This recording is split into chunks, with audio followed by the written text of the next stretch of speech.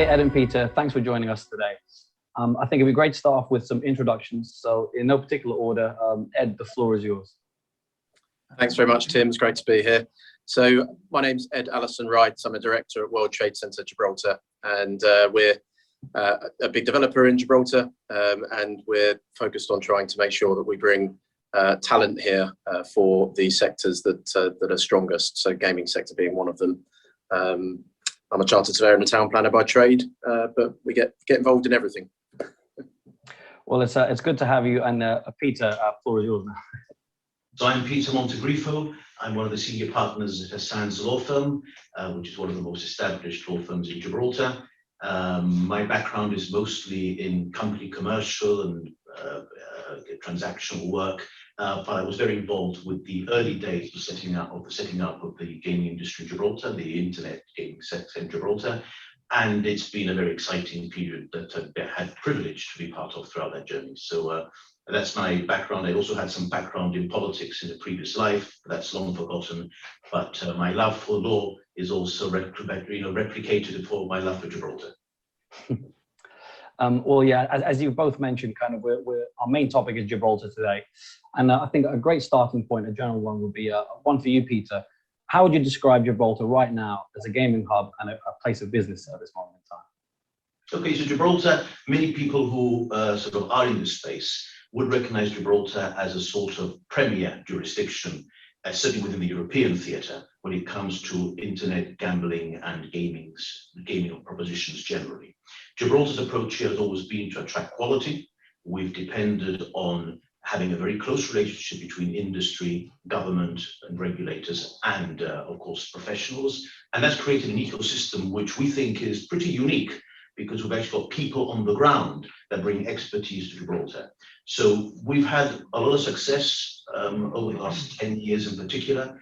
And then we faced Brexit and COVID, and a lot of the companies have had to develop and to adapt to that. But the mood here is very exciting. I think the mood here is one which sees opportunities going forward. And that's certainly something that we'd like to think plays to our strengths, because we're in a process of constant reinvention. And that agility, I think, is understood all round and will serve us well. So great excitement, a lot to be done, as always, but great energy and enthusiasm. Yeah, that's encouraging to hear. But as you mentioned, Peter, we can't fail to talk about the pandemic and COVID-19. And one for you, Ed. How has Gibraltar and the gaming industry transitioned through this undoubtedly tough period? Well, so it's an interesting question, and I agree with Peter that we've got to remember where Gibraltar came from before the pandemic as well in answering this question. I mean, first off, up to the pandemic, Gibraltar's enjoyed more than 5% annual nominal GDP growth for around 30 years, which is really astounding, particularly in this geographical region. And I think when the pandemic came, as a result of, like Peter was saying, the challenges that we're addressing in respect of Brexit, particularly connected to the European Union with a land border with Spain, we noticed that a lot of our gaming companies already had Brexit planning contingencies in place, and that essentially meant that they had work from home strategies. Before most people knew what work from home really meant, in sort of 2019. Which would be enacted if, for instance, there was a hard border, or a border that wasn't fluid enough for trade. And what we essentially saw happening in March 2020 was that all of these companies that had gone through that process of planning actually just pressed the green button on their work from home policies as a result of the pandemic. And I think that brought some crucial time for gaming companies here, because it allowed them that additional time to pivot towards the consumer that was stuck at home, and also to start planning a contingency for a temporary pause in live sports. So I think it really put Gib companies in a strong position and a strong footing into 2021. Sure, yeah, again, sort of voice for encouragement there when it comes to Gibraltar.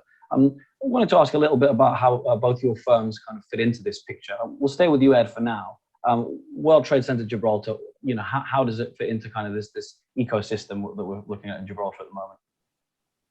Yeah, well, building on what Peter said, actually, we've really made the most of the fact that this ecosystem has sort of fostered specific sector growth, and as a result of that, we've made a point of providing incubator space within World Trade Centre Gibraltar. That's done through Regis, who established here at the same time as we opened our building in 2017. And one thing that we did notice that you could have guessed might happen, but we were very pleased to see it happen, is that there was integration between the supply chains. So when we opened our building in 2017, February 17, we were 98% full after a month. And about 40% of those were new entrants to Gibraltar. But more interestingly, what we started to find is that we had service providers within our building for the gaming companies that were established here. And they obviously saw that strong ecosystem link in Gib, and they thought, you know what's the point in us getting on planes and traveling to see our clients? Why don't we just have an office in the same building, meet them for a coffee, meet them for breakfast, lunch? And that's really worked well for particularly for the gaming industry here in Gibraltar.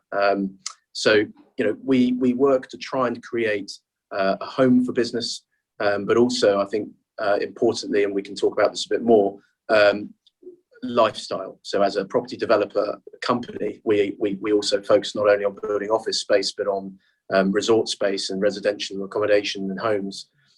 And that's extremely important when we're trying to attract talent in a competitive world. So it's also the family of those employees and employers that come here that want to enjoy Gib. They want to have good things to do and good social activities and amenities, and that's a really important ingredient which we're trying to bring into the mix as well. Absolutely. And Peter, a similar question for you: where does Hassans fit into the Gibraltar jigsaw? Right, so Hassans has had the privilege really of being one of the leading players, we like to think, in spearheading the development of Gibraltar over the last decades, and gaming in particular over the last decade and a half.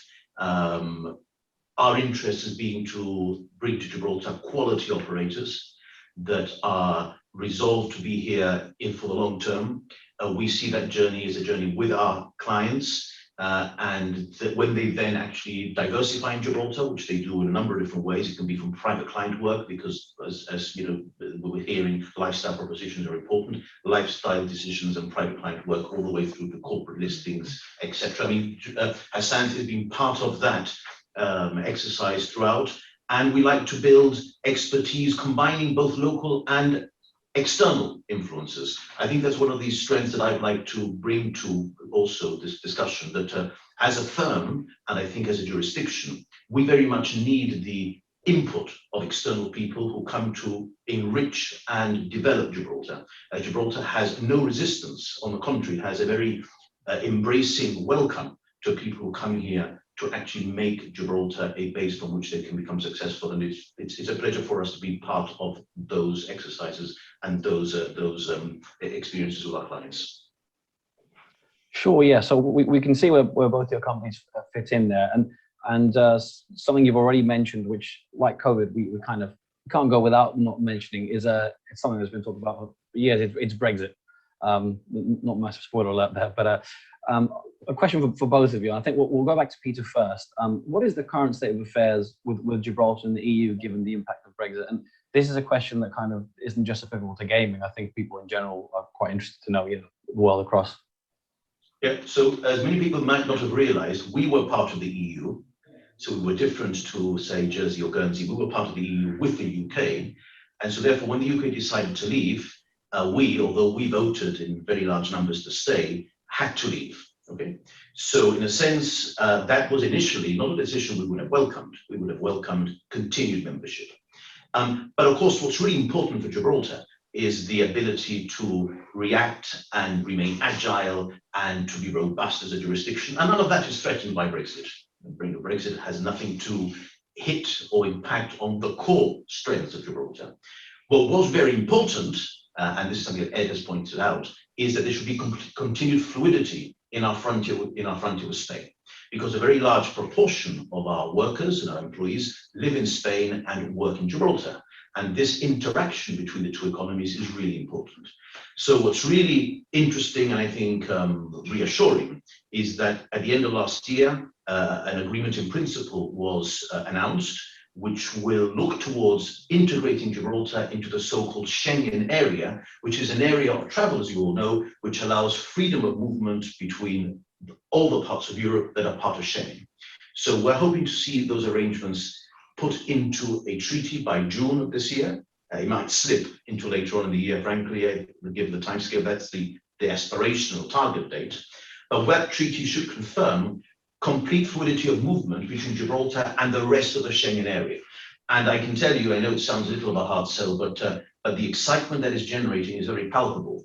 I think a lot of people do see that the attraction of being in mainland Europe with essentially a British system of law and with the robustness that comes with all that, but nonetheless a connection into physical connection of mobility to Europe. That's a very attractive proposition. So if the outcome of Brexit for us is that we entrench that mobility in a treaty, that will be an incredible platform from which then to build. I think we can do more things after that, frankly, and it'd be a mistake to be too ambitious early on because you need to establish a track record in this new environment. But if we get that treaty in place and all the signals are good, I think that will be a great starting point. Absolutely. And Ed, what about your perspective on this and Brexit and Gibraltar, the EU, and sort of the views of World Trade Centre Gibraltar? Well, I mean, I can corroborate what Peter was saying. I was really surprised to hear from our teams that we've had 11 new leases signed since the end of last year. And we had a huge amount of interest through the pandemic lockdown period. I think that is very much due to that sort of palpability that we're talking about in terms of the opportunity that people are spotting. But also from a, call myself an outsider, perhaps, yes, from someone that's been in Gib for just 5 years. One thing that I've certainly noticed after arriving here is a real sense of common purpose when a challenge is presented to people in Gibraltar. And this is seen not only with Brexit, but also with the pandemic. And I think that sort of that feeling of common purpose, I think, really helps when you're dealing with an agile policy base and a very flexible jurisdiction that's got the ability to move quite quickly to adapting times. So I think, you know, those points coupled with the opportunities of Brexit, I think are really exciting for Gibraltar in the next coming months and years. No, absolutely. Again, you're painting an encouraging picture for Gibraltar. One point I wanted to return to, which you kind of both touched on earlier, was kind of the lifestyle. But a question, this one's aimed at Peter. How is Gibraltar currently positioned from a lifestyle perspective, but also something I'm sure you can talk about is the tax perspective? Okay, so Gibraltar likes to believe that it is tax competitive, right? Which that doesn't mean that we promote 0% tax. Tax has to be paid. I will say there are nurses to be paid and policemen to be also, remunerated, and we're all part of a community and we've got to pay a fair amount. But Gibraltar is highly tax competitive, albeit within that environment. So some taxes we've never had at all. I mean, I won't get technical, but for example, we've never had capital gains tax, right? And we're finding many clients who are happy to pay tax on income, no problem at all, that's fine, as long as it's fair, and the income tax in Gibraltar is 10% for companies, that's very, double digit, but very competitive.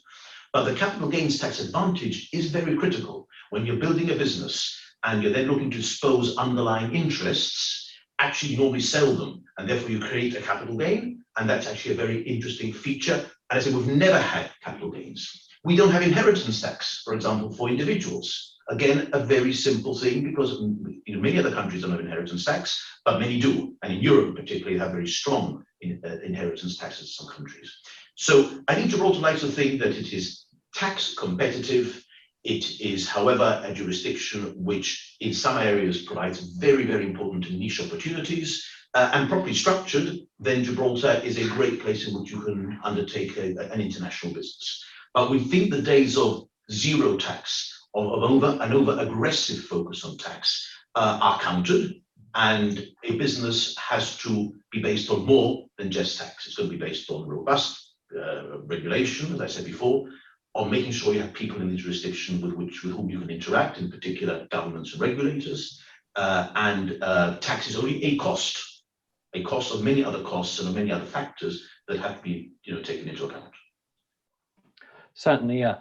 We've touched on a few different topics kind of intertwined with Gibraltar. I'll give you guys soon an opportunity for kind of a final word kind of for both of you. But one topic last one I wanted to raise before then is one for Ed. How has the rise of other industries such as kind of cryptocurrency and fintech impacted Gibraltar, and how has this kind of affected gaming in Gibraltar as well? Well, I think it's evident that cryptocurrency sees Gibraltar as a safe base to set up. That was very much thanks to the DLT legislation that was put in place in recent years, and I think if anything, it's probably just kept that set the mark quite high for all of the gaming companies that are already here in terms of the tech capability and the sort of emergence of fintech in general. So what we found, I think, is that it's been beneficial to other industries and sectors here on the basis that our talent pool just becomes bigger for those tech savvy members of the team. I mean, if anything, the only thing that it's been a challenge for with us is our architects, because whenever we have computer generated images of developments that we're planning, they've still got these pictures of people in suits with briefcases, and you just don't see that in Gibraltar. It's people are wearing shorts. We've got 300 days of sunshine a year here. It's a completely different lifestyle. So if anything, people are still just trying to adapt to the way that people work here, which is in a very productive way, but also making the most of life beyond work as well. Yeah, we can definitely see there's a number of factors at play in Gibraltar, and a number of kind of intersecting sectors. Like I said, I think it's we talked about a lot, and I think it'd be fair to give you both kind of a last word opportunity. And sorry if it does put you on the spot a little bit, but Peter, if we go to you first, are there any kind of sort of closing things you'd like to add, on the topic of Gibraltar? And it can be as broad as you like. There's 2 points I want to make. One is to pick up what Ed said, which I think was very, very important, and I'm glad that he is as a half outsider sees it, which is this common sense of purpose. I think this happens in small places, but in particular, because of Gibraltar's history, is very prevalent here. And it genuinely is a feeling that exists among professionals, and I said people involved in developing a sector, to try and grow the cake. I think that although there are rivalries, commercial and professional rivalries, there is a very strong sentiment that people who come to Gibraltar become part of a collective endeavor, which helps their businesses, but also helps the group as a whole. And I think it's a very important thing, because collaboration is sadly lacking in some other places, and in Gibraltar it's a very strong feature. The other thing I want to stress is that I like to believe that in Gibraltar, we try to build centers of excellence. We're too small to pretend to do everything well or even half well. But if we do half a dozen things very well, then we can compete with anywhere in the world. And that has been the experience we had originally with the military. We were a strategic location in a part of the world which was absolutely pivotal. It was a jewel in the crown of the defense establishment. Then we've done it with insurance, when it came to car insurance, with gaming, hopefully with crypto and DLT technology. But that's really the approach to adopt a center of excellence where we attract the best possible talent. Yeah, thanks for those thoughts, Peter. And then Ed, the last word lies with you. Thanks, Tim. It's almost impossible following Peter after that. I mean, it's spot on with a lot of those points. I think if anything, the real one I would emphasise is our positioning as a jurisdiction moving forward. I think we're very well positioned. We're part of the UK family still, so we still enjoy UK market access. But also, especially with our World Trade Centre links, there are 320 World Trade Centres globally, over 70 capital cities in 90 countries. And I think that really offers something when the UK is beginning to look on a global scale at new trade opportunities. Gibraltar can be part of that as well. So I'm really excited and optimistic about the next few months and years for Gibraltar, and we believe that the gaming industry is as well. Well, yeah, as you say, plenty to look forward to. Peter and Ed, thank you both for your time and your analysis. Thanks, Tim.